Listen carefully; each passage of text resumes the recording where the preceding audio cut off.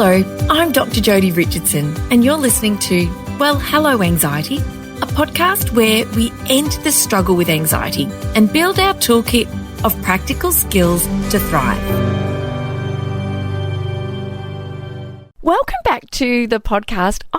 I've just been having the greatest off-air chat with today's guest, and then I realised, we should just get started and get recording, because it's always, I think, really lovely just to be able to let the conversation flow. And if you have been a listener to the podcast for a while, you will have heard a conversation between myself and today's guest, who is joining us from Melbourne, which is where I am, of course, and it's the wonderful Tiff Cook. Now, Tiff has so many strings to her bow. And, you know, I really just want to start by sharing with you, if you haven't heard about Tiffany Cook's work before, where she's sort of coming from. But she's talking with us today about something that we did not discuss or even touch on or even know was in the future when we got together last time. But Tiffany is a coach, she's a speaker, she's a trainer, she's a boxing professional. I don't think she's professionally boxing at the moment, Tiff. No, she's not professionally boxing, but she has certainly been for many a round in the ring. Tiff actually has a song named after her by Mark Seymour and The Undertow, and I can see the poster in the back of your studio there, Tiff, which is very cool, and Tiff features on the cover of that album, which is... Tiff, is it a song or is it the album or is it both? It is both. So the title track of the album is The Boxer, and so the album is called The Boxer. Oh, I love How it. Very I mean, cool. that is it's just amazing. It is very, very cool. And I can understand why. You're such an inspiration. You work so hard at everything you do, and not only that, you bring the lessons from being in the ring into kind of everyday life, and whether you're with coaching clients in the gym or coaching clients outside of the gym, or your speaking work. And of course you have your own podcast, Roll with the Punches. So have I overlooked anything? Because this is just all riffing from memory about you. I think that's it. I think you've nailed it. I draw everything from the University of Life. Yes, the University of Life. I'm going to borrow that. I will reference you. As the academic I am, I always like to, acknowledge my references. And of course, you're a doggo lover like me. You've got your two beautiful pooches. Tell us a little bit about your gorgeous pooches. One pooch, one cat. So I've got the Whippet, Luna, and Bear, the little rescue cat, and they are besties and like your typical arguing, bickering little siblings. So they're always beating each other up. And they are the best. Again, like little teachers in my life. Yes. Oh, and they're so loved, and they're just a really integral part of your life. They're family. They are family. Yeah, we had the cutest, honestly, I could not have got out of my chair faster. Friday morning, my neighbour popped over, and he had a 9-week-old border collie puppy with him, who he was kind of like the middleman, transitioning the puppy from the mum through to somebody he knew who was buying this puppy, because he's got the dog whose side the litter. And oh my gosh, so before school on Friday morning, we had this fluff ball, this blue-eyed, gorgeous little darling with us for about sort of 10, 15 minutes, and our dog Dusty, who's 6, just growled at it. And I'm like, you are so grumpy. And it was just, we had to keep picking it up, of course, which was terrible.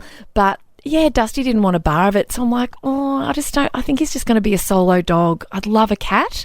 But certainly not another dog in the mix for us. I don't think it would be welcomed.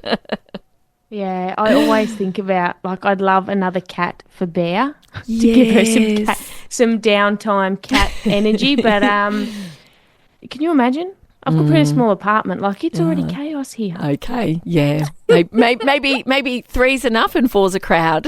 Yeah, I think so. There's enough jealousy and carry on happening in this household. And that's just me. That's just from me. But they're such a big part of our ability to unwind and to have a laugh, aren't they? And to sort of de-stress at the end of the day. Do you have kind of a ritual with your walking or with training, or is it kind of when you can fit it in? Because I know when you're a coach and you're training yourself, obviously your own gym training is a very important part of your life. Do you have kind of like a schedule for when you go for walks and do those sorts of things, or is it just kind of when you fit it in each day? It's a little bit when I fit it in each day. I go for walks at the end of the day, though. That's both I started that this year, and which is a bit of a wind down for me, and it's great for Luna get to her end of day walk. But apart from that, because my schedule's a bit all over the place, Luna just comes to work with me. So she's the gym mascot. She is so loved by everyone. It melts my heart. Anytime anyone is sitting on a mat in the gym, she just goes straight, like I will look over and she'll be sitting cropped up like a little bloody ornament, proud as punch, and doing yoga with people. Oh, Doga. Yes, Doga. She's like the emotional support dog of PCYC St Kilda, and people love her. People just melt. I love it so much. Oh, it is joyful, isn't it, when other people love our pets or our kids, and you know, as a parent, like, you love your kids and not everyone's going to love your kids like you do. You learn that. You don't think that at the beginning. You learn that. But it's really, really special. And so I love that she has that kind of life, because she's obviously really loves people, and she's making a difference, and you get that company with you. So, and Bear gets a rest. Bear gets a little bit of downtime. Yeah, she gets a spell. She gets a spell. So, Tiff, you have had an experience that I think about when I've heard you speak about it before as transformational. And I've been so looking forward to this for a couple of reasons. One, because I know it's made such a profound difference in your life, the experience that we're going to talk about.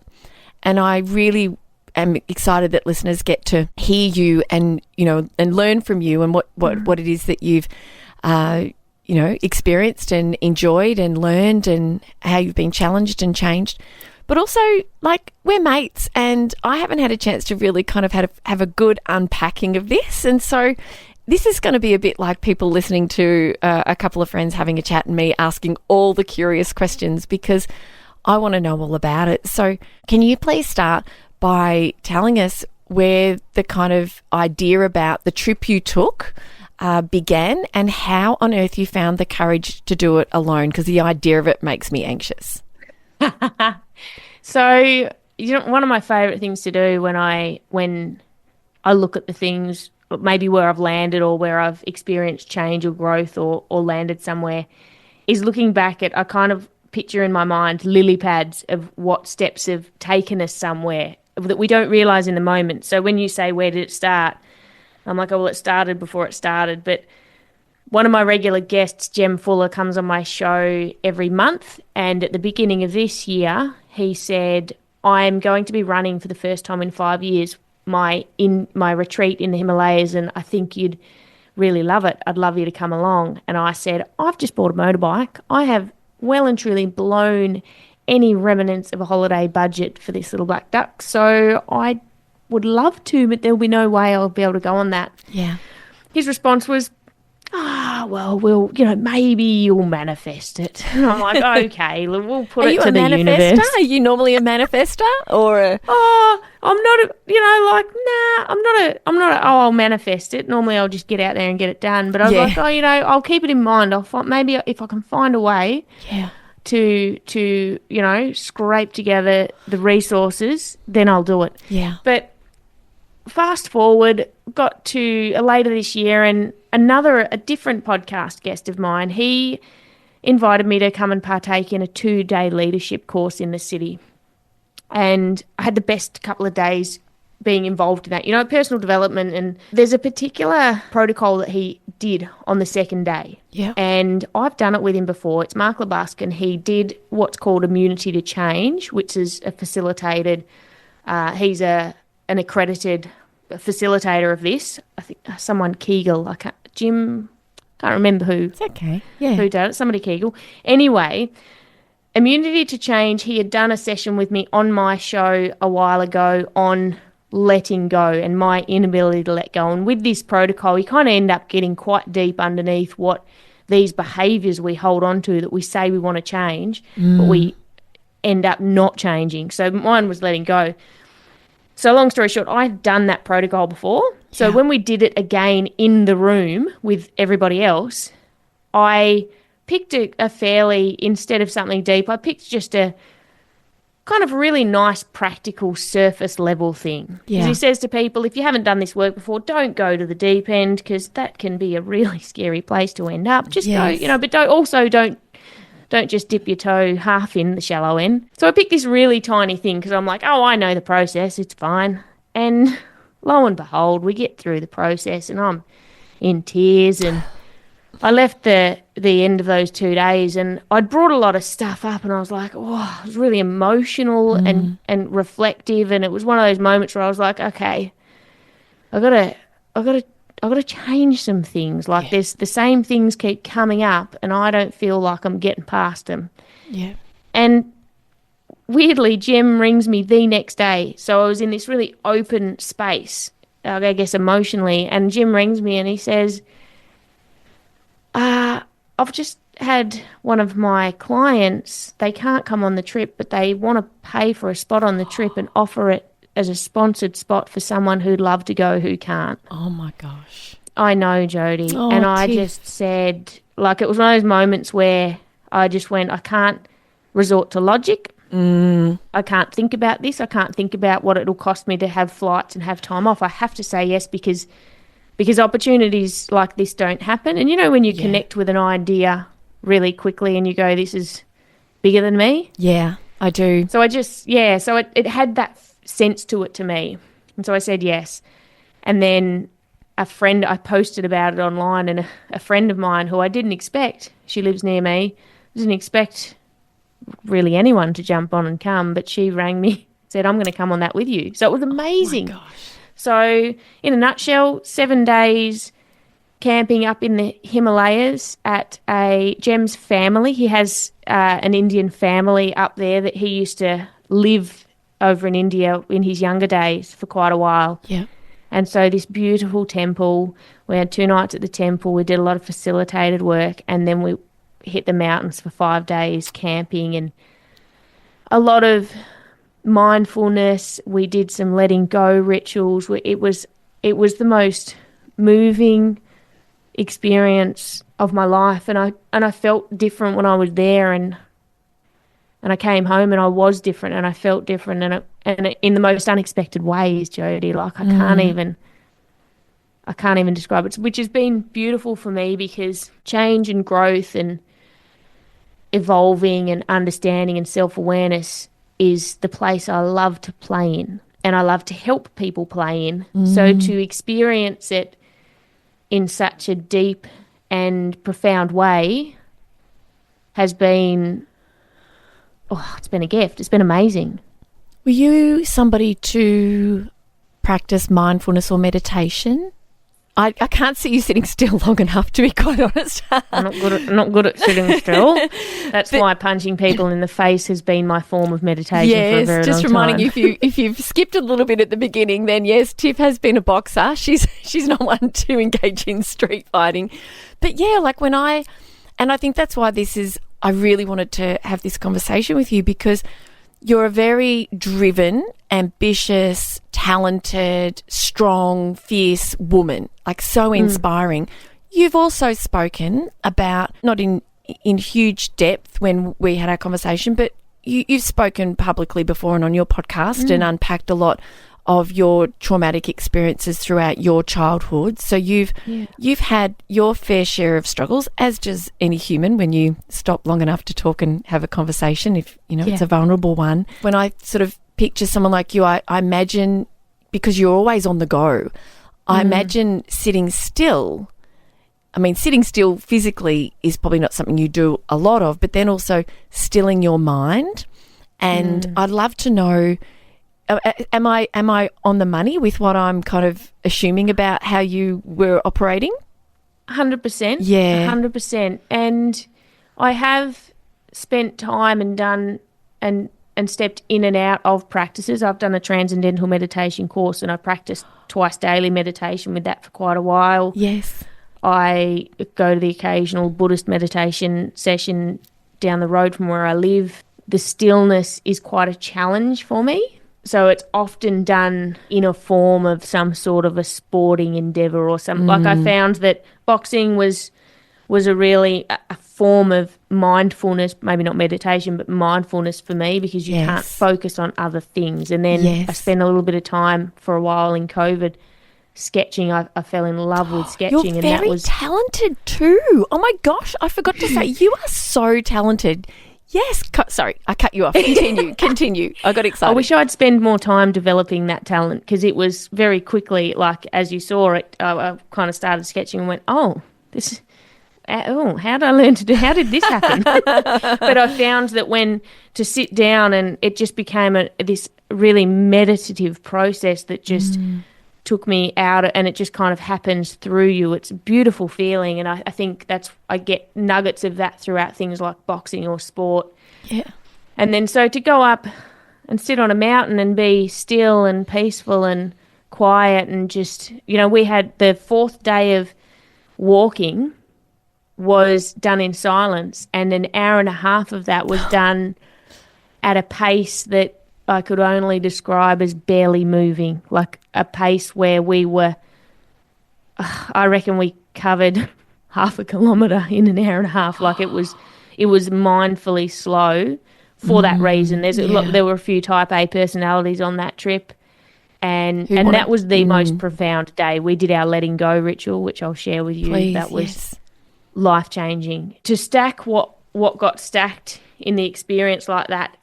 And for me, reflecting on, because my first question was coming out of that going, how did I do that? Like, it's important for me to know, did I do that, or did that just happen? Am I responsible, or was it like, do we do our lives, or do our lives just happen to us? And does it matter either way?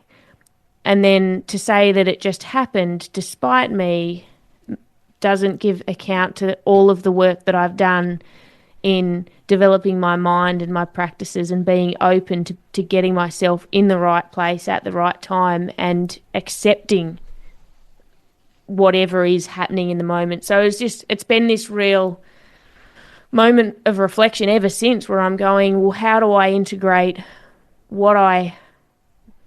how do I now communicate what I've learned or understood from my personal experience, knowing the versions of me along the way. Like in our letting go ritual, one of the biggest things that has been a shift in me is we were told, have a think about what you want to leave on the mountain when we go up there. Yes. Yep. So days before, Jem had primed us with that and said, the mountains can hold whatever you want to leave with them, like they're there for you. So we really primed that idea, is like, so we wrote down what we wanted to let go of, and then at the end of that, towards the end of that really special day, we had a day of silence. We had our ritual where Papu would burn. We would go up one by one and have our moment, letting go of what we needed to, and literally setting it on fire. And I think I wrote 3 or 4 things, but there were 2 big focuses for me. And one was letting go of shame, and one was letting go of the need for other people to believe in me. And that was nothing short of life-changing for me. Like, I came back going, well, didn't know you could I didn't know all I'd do was write it down and burn it to get, like, I've been trying to get rid of shame for 41 years. Like, Tiff, I had a really impactful conversation with Peter Crone on my show in 2021 about shame, about trying to leave it behind. Yeah. And it was so fascinating that at the right moment in time, with the right process, you can let things like that go, and it can literally change your entire life. And shame is one of those things, and you will believe this because you know me, but I bumped into a friend at the supermarket this morning, and I was just picking up a few things. My mother-in-law's fridge has broken, and so all her food has, and she's got dementia, and she's in her late 80s. So Peter and I look after her, and so Pete's like, oh, can you pick up a few things? I'm like, yep. And of course I bump into someone and start chatting, which is pretty typical for me. And we got talking about shame, funnily enough, because she'd heard me present. And one of the things that I'm feeling resistance to sharing this. I'll share it, of course, and I've shared it before speaking publicly, but it feels embarrassing, and it is something that I feel ashamed of. And I think Brene Brown, to the best of my knowledge, defines sort of shame as a feeling that if people were to know this about you, they might reject you, that you wouldn't be you wouldn't still belong, so to speak. Yeah. I might not be 100% on that, but that's my interpretation. And one of the things, Tiff, with my anxiety disorder is I've had a lifelong kind of relationship with skin picking. Are you familiar with that as a term? So I used to pull the quicks on my fingernails to the point where they were very, you're looking at your fingernails. I'm with you. I relate to that, mate. Oh, right. So as a kid, it's really unpleasant to sort of picture, but I used to pull the quicks. My nail beds just got so badly infected, so you can just imagine what they look like. Yeah. It was so embarrassing and awful. Of course, no one had a clue I had a problem with anxiety and worries and all these sorts of things. And then as I got a little bit older, I got a little bit vain, and so I was less likely to do it to my hands, but I would still do it to my toes and pull the skin and pull the nails and do it to a point where it's painful or bleeding. And I still do it on occasion.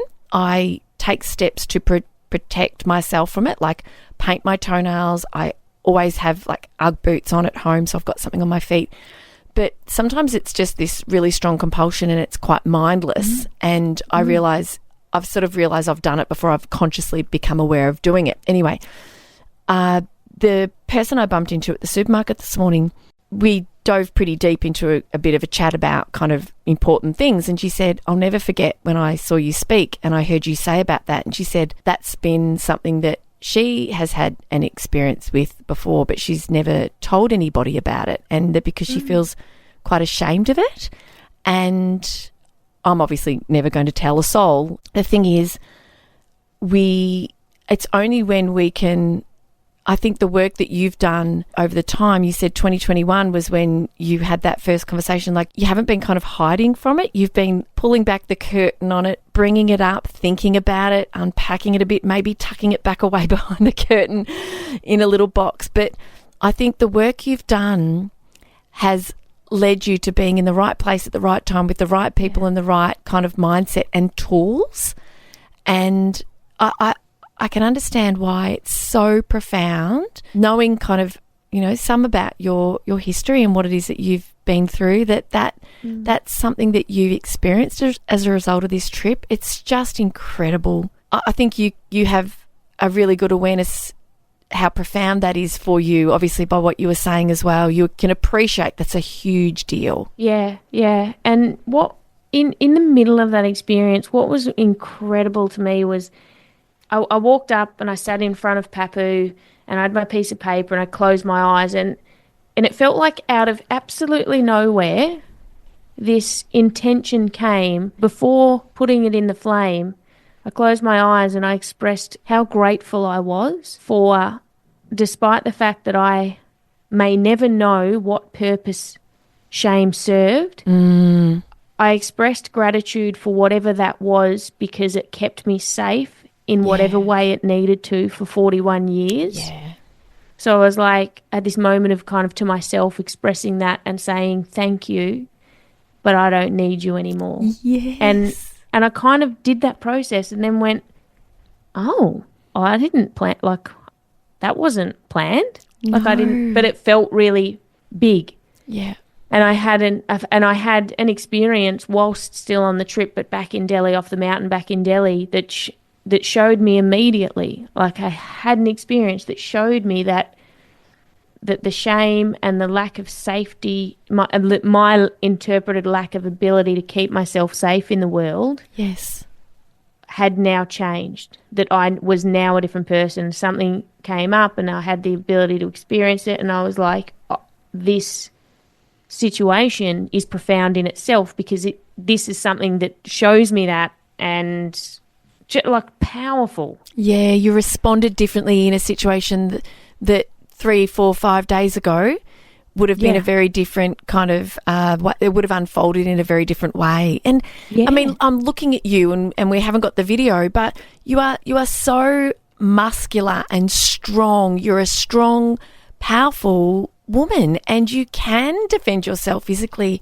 But And no doubt, and I know that you know that this is sort of part of who you are, is that you've been really driven to be very strong, to be able to protect yourself. But Yes. but no matter how strong and physically able we are to defend ourselves from that realm, it doesn't change what's happening in our heart, in our head, does it? Yes. When we are faced with a situation when we feel, you know, quote unquote threatened, or put in a position where somebody might cause us to feel ashamed or not, or less than. Yeah. I have a friend that I speak to quite a bit, and I had shared with him some of the experiences that I'd had both in childhood and then since then. And I remember him once saying to me, "Mate, you just like knock anyone out though. Like you a bloke could never, you know, take advantage of you, or a bloke could never, you'd just knock him out. He could never say the wrong thing." And I just shook my head and was like, "You don't understand trauma, because you don't understand that in situations I can dissociate and go back to literally being a 7-year-old girl." Yeah. And it's a weird experience to have. And this was like to be in India and have an experience where I feel that I would normally have reverted back to into a level of dissociation and had to steer clear of something. Yes. I was able to go, you know what, I'm going to go out and have this experience because I feel fully present and able to set boundaries. Like, boundaries, what the hell are they, you know? Like, hello, boundaries. yeah. And I think Yes. that's where this is where shame comes in, is that it's going, how can I be a 41-year-old woman who's strong, who's a boxer, who's confident, who can walk through the world and people can look at it and go, and go, wow, look at what she can do. Yeah. And yet some of the experiences well past childhood that have unfolded for me that have been really hard, I haven't had the ability in those moments because dissociation or whatever happens, things have played out, and that brings a level of shame where you go, but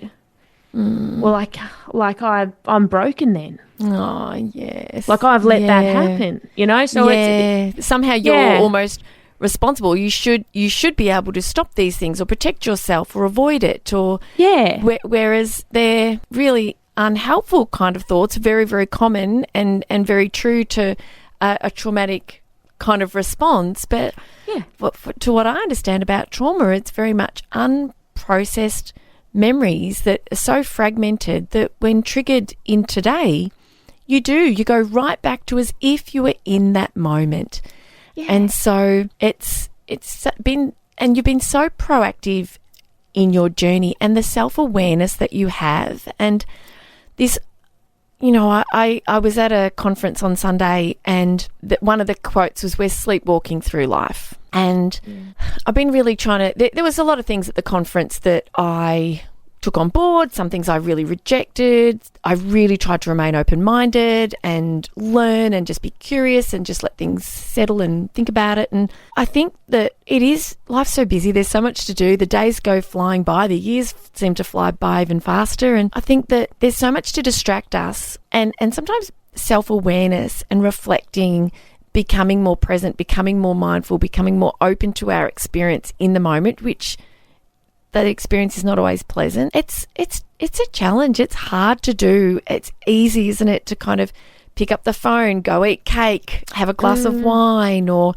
medicate in other ways that just help us kind of avoid the discomfort. And anxiety is one of those things. Like, it can be uncomfortable right through to absolutely paralyzingly horrendous, and it's not nice. And so why would you want to pay attention to that? Whereas the more we numb from things, the more we lose the joy in the moments when we can be present, but also we don't give ourselves the opportunity to kind of face the challenges and learn how to deal with them, or develop some skills, or reach out for some help. And I think you've been super proactive, and I know it's been a really hard journey, but you're responsible for this transformation, despite the fact that you were in another country on a mountain with incredible people and such inspiration and guidance and teaching. You made this happen. I hope that's how I look at this. I think you made this happen.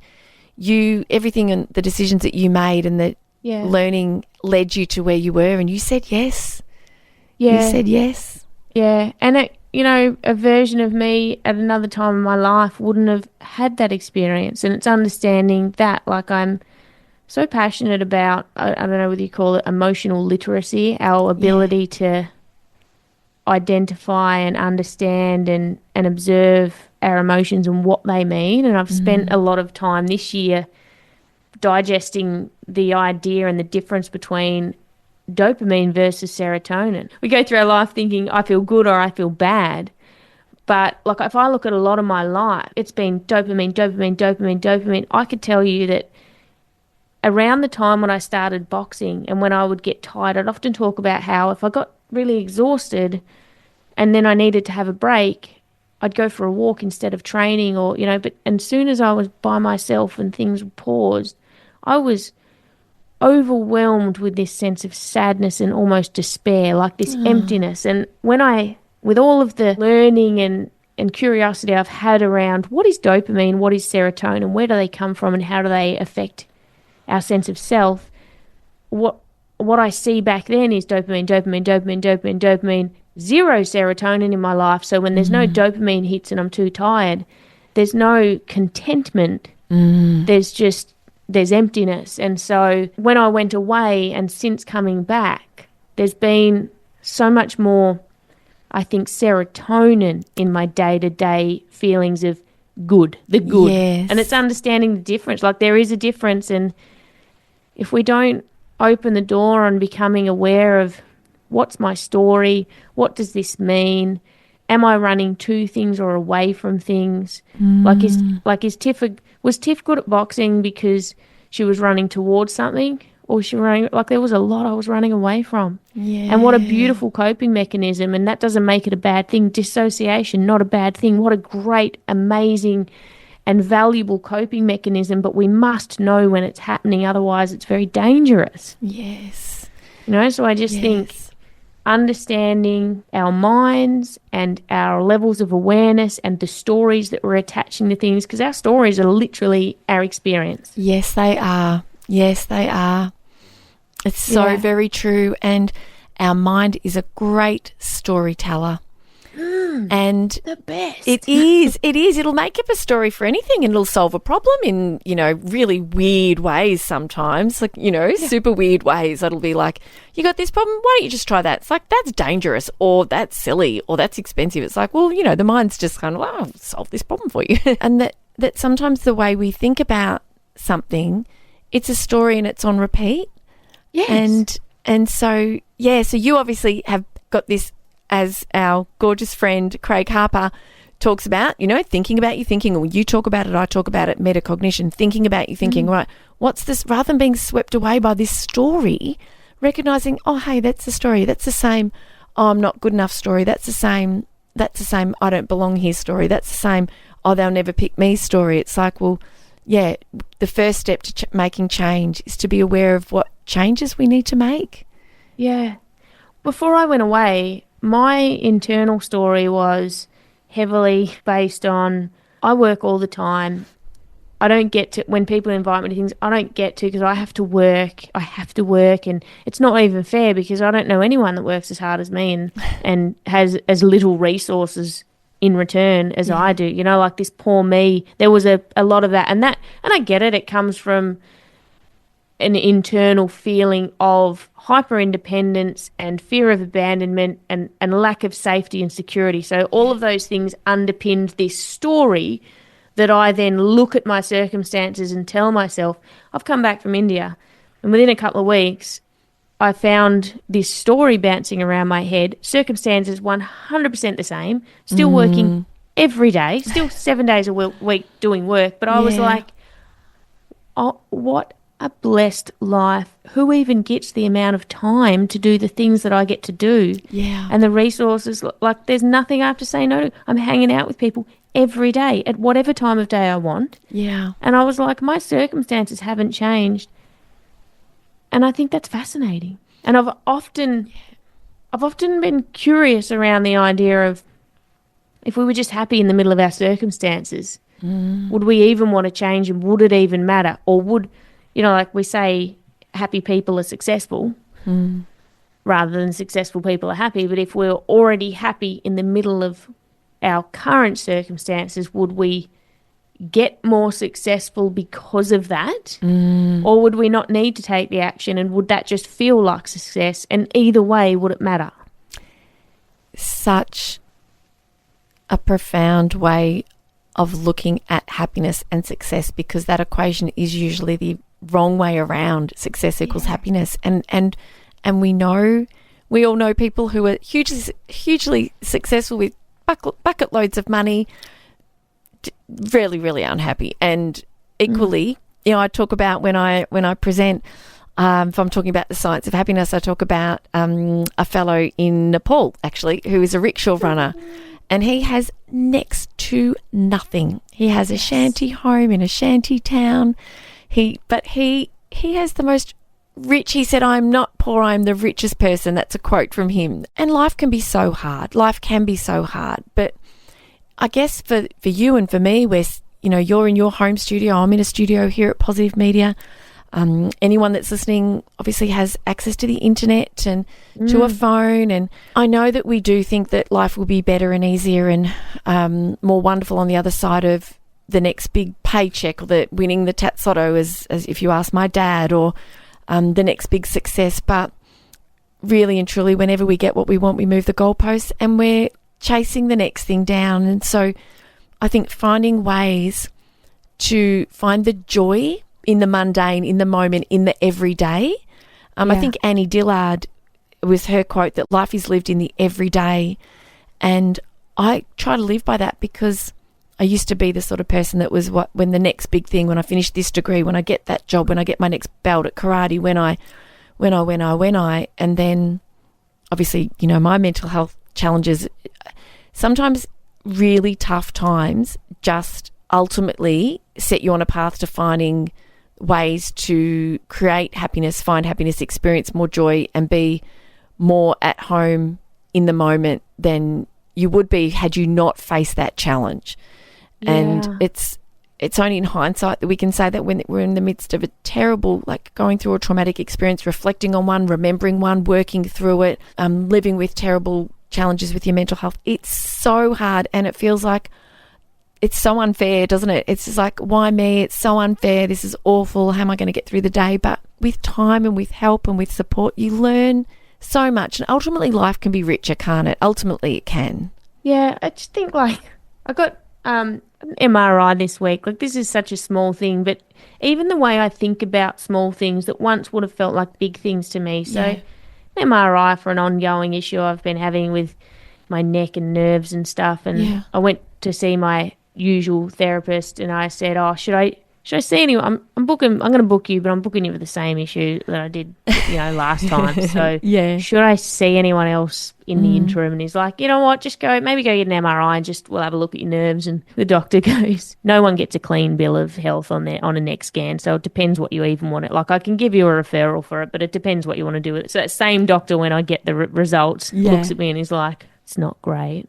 Yeah, okay. I'm like, "Oh, mister, don't worry about the results," is now telling me it's not great. Anyway, but the idea, like, I haven't seen Brett yet to get an action plan or to deeply understand, but I was like, okay, I've got this. What this means is potentially no more sparring for Tiff. Just got to go and see how I navigate movement and moving forward and doing the things I love, and can I still do high impact stuff, or what do I need to do in order to do that? Yeah.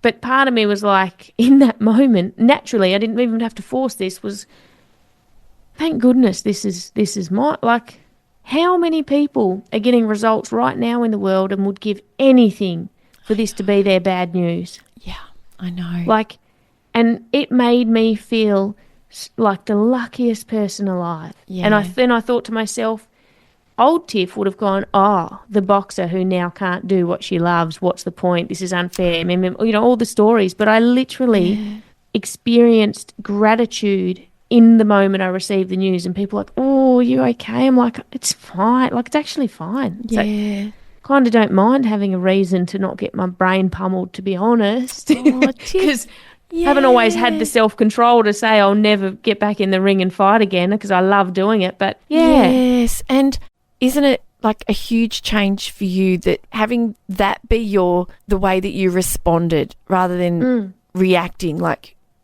this idea of responding versus reacting? It's all very well and good in theory. It's very, very hard in practice. And, gratitude is something that you talked about a moment ago. And Tiff, honestly, I've found it to be so incredibly powerful. And we only have this moment and then this moment and then this moment.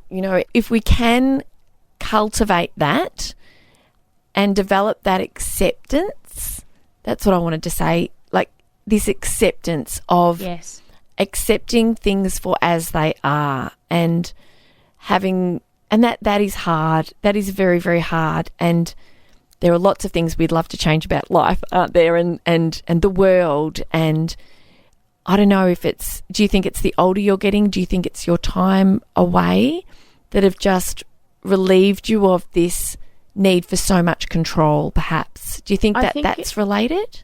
I think there's an amalgamation of things, but I think that it is the continuous focus and practice and work and awareness, and it's been clunky in the past, and now this is one of the first experiences where it's seamless, right? We have to train our minds to respond the way that we want them. Like, what if we made a game that every time I hear bad news, I play a game for 5 minutes where I go, if this was the best thing, what might that mean for me? So, because when the last time I remember this happening, and it was like that, was when we got shut down for the pandemic. Yeah. And I went, okay.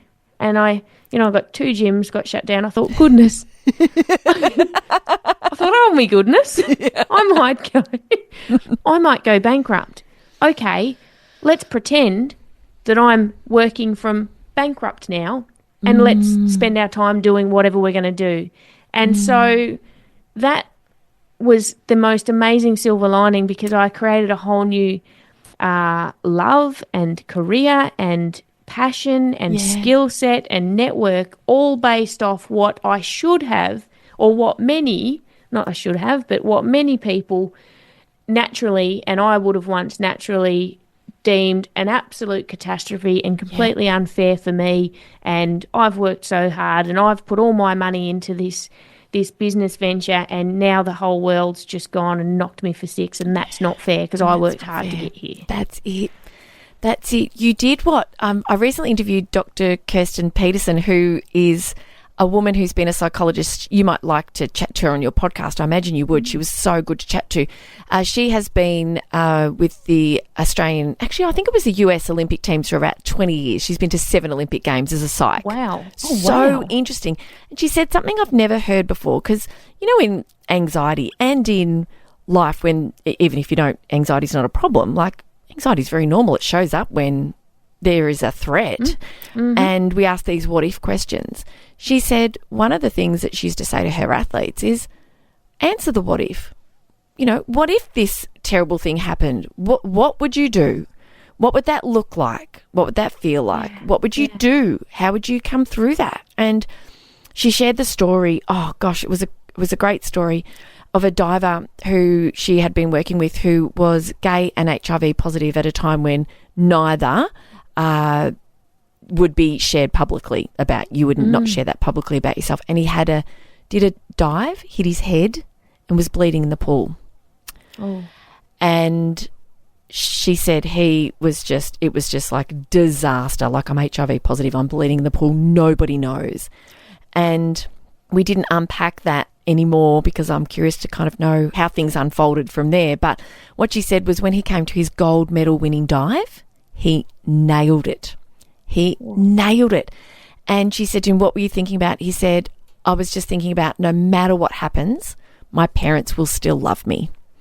Oh, and goosebumps. Yeah, I know, me too. Gosh. And yeah, so what you said before about the way you were approaching things, you're just growing. I mean, you share this in your work. You work with people as a coach, as I said earlier, as a coach inside and outside the gym. And the best thing about that kind of work is that you practice a lot of it on yourself, don't you? Yes. I feel like, and I feel really comfortable with it now, but I feel like as a coach, whether that be in the gym or out of the gym, you know, doing the kind of mind or other stuff, is I'm on a path, and if you want to come along a couple of steps behind, let's see where we end up. And that's how I feel as a coach. Like, I'm not going, I've got the plan or the answer. It's like, oh no, I've got some really good questions and I'm happy to open some doors, and I feel like my mind has the ability to come up with some great ideas in moments that matter. Yes. And I don't think that's me. I think that's maybe a bit of intuition or just curiosity or whatever it is, but I don't label it anymore, or I don't try and fit a box. And I think that I don't know, I love it. I love kind of working in that way. Yeah. One of the things about coaching is asking the right questions, isn't it? You don't have to have the answers, and sometimes people kind of know where they want to be and what they need, but they don't know how to get there. You have been on this absolutely life-changing, transformational journey. I mean, I can imagine just the people that you met along the way, let alone the guidance, the teaching, the mindfulness practice, the letting go ritual, all of that combined just sounds like it's just been like such a turning point for you. For me, for other listeners who don't have the plans, time, resources, or circumstances in life at the moment to kind of take ourselves away, what would you recommend to a listener that might be a little practice or a little something that you learned that we could bring into our own lives here now? Maybe one thing that I was thinking about recently, and there are a lot of things, but one thing was this idea around finding the balance of familiarity and routine, because we're hardwired for that, and we need it, right? There's a level of that we need, but and then novelty. And so one of the practices I've picked up is coming home and investing the time, and I'm blessed to be able to find it, but I just make it happen. Sometimes I get up super early, but I drive an hour to get down to the Dandenongs and be in nature and use that as movement rather than going to the gym and exercising in inverted commas. Yes. And it's been, it moved me. Last time I was there a few days ago, I was already moved by the experience, and in the moment of that, I did a little video about it. But whilst I was feeling that deeply about it, I opened Instagram. I got the most beautiful message from a listener thanking me for for their experience of listening, and tears welled up in my eyes. And I just went, this is life. So get out. And in the video that I took on that day was saying, when I get up and go, I've got, like it's going to take me an hour to drive there. I want to be there for a couple of hours. I mean, an hour to drive back. Probably just walk to the beach. I could probably just do this. I could probably just zip into the car and go do a workout. Yeah. But I've committed that at least once a week I will get out of my time and space and not invite someone. I'll go by myself. Get out of your routine.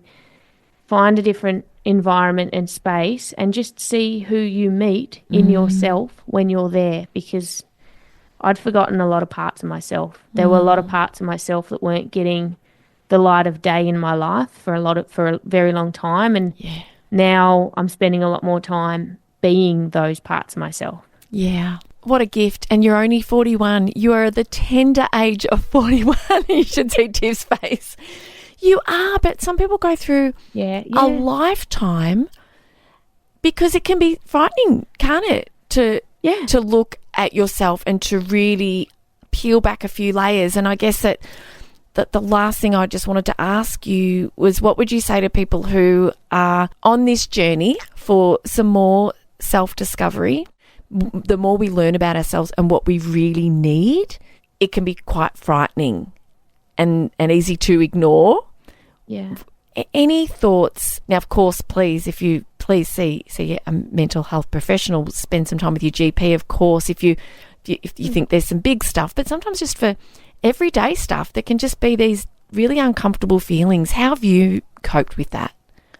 One thing that I'm really passionate about this, and this is a big, relatively complex, I think, idea, and also for depending on where people are at and their circumstances and emotions in any moment, it can be a really hard one to approach or, understand. But I spend a lot of time expressing and thinking about and exploring the concept of responsibility, of it's not my fault, but it is my responsibility. So, and owning my part to play in all of the hard things and challenges, because adversity is a gift. I wholeheartedly believe that everything bad that has happened to me, everything challenging, everything unjust, unfair, and it is actually, it's the launching pad for everything that has any meaning for me whatsoever. Yeah. Everything that I have incredible passion for and that I feel proud of and that I give gratitude was actually born out of a hard experience or result of a hard experience. So I think ownership, explore the topic of what part did I play? And it has to be done with fierce, as Dr. Kirsten Neff says, fierce self-compassion. We forget that in being resilient and doing the hard thing and do the work and own it, right? You can only own it if you're owning it with self-compassion. Yeah. If you're going, okay, I can see where I could play a responsible role in how this played out. However, also that version of me, she did the best that she could and she kept me safe and she did the best thing for me in that moment. Yeah. But we've all held, every version of me's held on to that for too long and now it's not functioning well, but I can't hate on the version of me that did it in the first place. Yeah. So I think if I've said that in the way that makes sense, that's something I'm really passionate about. Yes. Oh, Tiff, that's so kind. It's a kind, compassionate, loving lens, and we can't control anything but what we do today and moving forward. It's what's happened has happened, and it's a really beautiful way to think about it. And you've got me thinking about something that I experienced where I felt like, oh, why didn't I do something different? I couldn't. I was frozen. And thank you for connecting me with Dr. Neff, Dr. Kristen Neff. Thank you so much for that, because I know you'd interviewed her. Her work is just groundbreaking. I mean, self-compassion's been around for a very long time. She is the leading pioneering scientist who's kind of helped us understand all the ways it can make a difference. And I love that that's a part of your life. I think you're amazing. I know the first time we met, when I think I was a guest for you first. Was I a guest for you first? Yeah. I think I was. Yeah. And we were just like... I was fangirling, Jodie. Oh, my gosh. Oh, well, I'm fangirling. And, I love that, we can have these conversations. And thank you for sharing. And thank you for... I mean, I'm really excited for you. It's so inspiring. And anyone listening can take something from your journey. So, Tiff, for people to want to listen to your Roll with the Punches podcast and come into your world, where do they find you? They will find Roll with the Punches podcast on any app that they might be listening to this one on. Yeah. And anything else about me they'll find at tiffcook.com, www. And obviously the W's come at the front of that, not at the end. So I'm running some 10-week coaching courses over the course of this coming year. So I've got the next one kicking off in February, where we talk about a lot of the concepts that we've chatted about today, and I really love that. And, otherwise you can find me in the gym and, with Luna. With Luna, hugging on a yoga mat. Oh, that's where we started, and it's a nice place to finish. What a beautiful picture I have in my mind. Honestly, dogs are just the best. Hey, Tiff, thank you. Thanks again for your time, and just for sharing your journey and just being open to sharing your journey, because it's really powerful, and there's a lot that we can take from it. So I'm very grateful. Thanks, Jodie. Thank you. Oh, gosh. Thank you for listening. Oh, my goodness. I just so love that. And the time has just gotten away. But it's so easy to happen when you're just sort of deep in conversation about things that are so important. Yeah, I want you to think about kind of what is it from listening to Tiffany's learnings that you might be able to start reflecting on for yourself, or bring a little piece of that into your own life if you can. And, of course, if you find that listening to these kind of conversations are tricky, please always go and see a mental health professional. There's so much help out there. We don't have to do all of this alone. Neither Tiff has nor I have on our journeys with our own mental health and our ups and downs of life. So please look after you. Please don't hesitate to seek help. So many people just think they're going to sort it out on their own. So please just reach out. Start with your GP. You'll be surprised at just what's available to support you. So thank you for being part of this beautiful podcast community, and for joining me for this lovely conversation with Tiff. And I'll see you next week. Okay, bye. Thank you so much for joining me for this week's episode. If you enjoyed it, please subscribe and leave a review. To keep the conversation going, I'd love you to join me over on Instagram. You'll find me at Dr. Jodie Richardson. Also, if you'd like a copy of my free 5-day mini email course, Calm Your Anxious Brain, then jump over to my website, drjodierichardson.com, and you can sign up down the bottom. I've really enjoyed having your company. Thanks so much. See you next time.